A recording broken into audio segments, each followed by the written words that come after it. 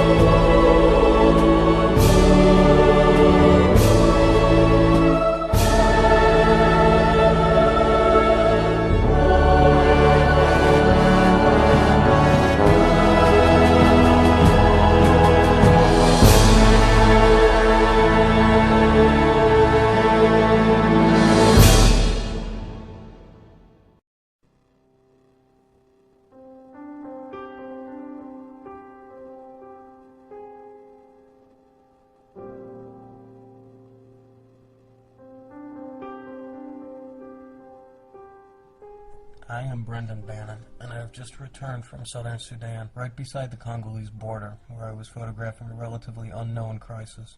The rebel group, the Lord's Resistance Army, or the LRA, have been attacking villages, killing people, kidnapping children in the northeast of Congo, and also within Sudan. Following a military offensive against them, the LRA attacks intensified against civilians. Tens of thousands of refugees thus fled and crossed from Congo to southern Sudan. There are also thousands of displaced Sudanese.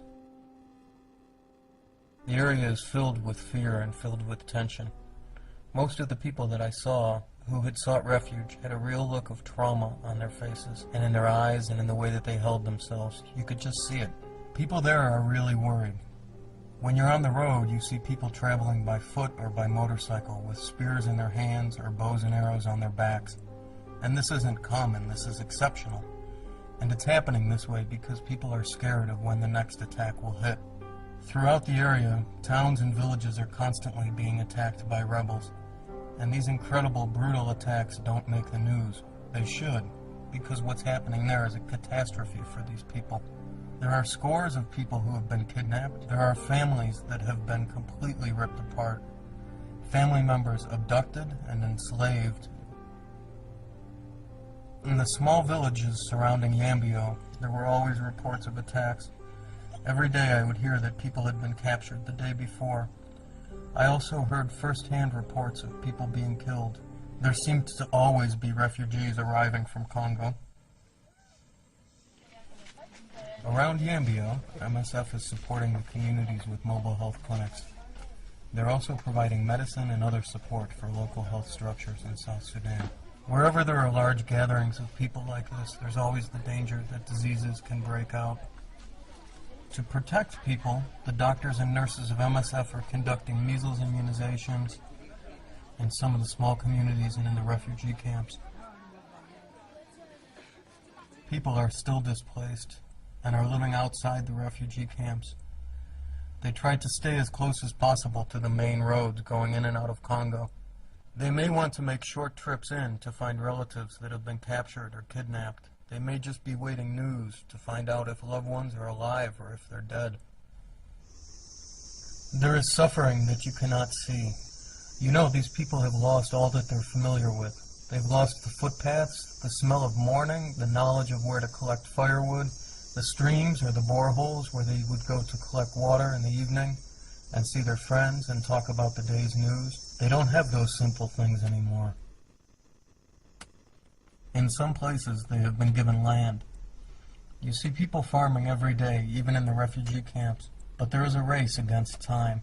It is now the rainy season, which also means it is the planting season. So with all those families chased away from their farms, they face the risk months from now of not having enough food to eat. People are terrified to go back home, and with good reason. They've watched their friends and relatives get slaughtered, and the attacks are still ongoing, even in southern Sudan. And some simply can't go back. I met a teenager, paralyzed years ago, whose family was killed. He was carried out of the bush and across the border on the back of a neighbor's bicycle. Now he's surviving from the kindness of strangers alone. One man who I had met was waiting in line at a food distribution. He had just arrived the day before, having fled from Congo. His village was attacked and 2 of his children were abducted. And I remember, he said, "I don't know what kind of father I am. What kind of life am I living that I can lose my 2 children like this?" MSF was working across a broad stretch of the border area. In another district, a town called Nyori, there was another refugee camp where MSF had set up medical care. They organized a group of refugees who had worked as nurses. They served as health promoters.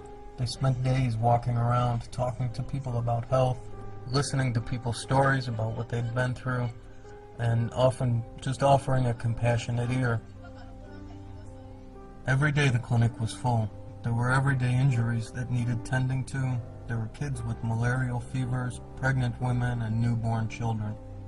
Before these attacks, these Congolese and southern Sudanese people lived a simple but challenging life. They didn't have everything, but they had each other. And now, my hat goes off to people who survive there on a daily basis. You know, life in this part of the world is hard enough without something terrible like this happening.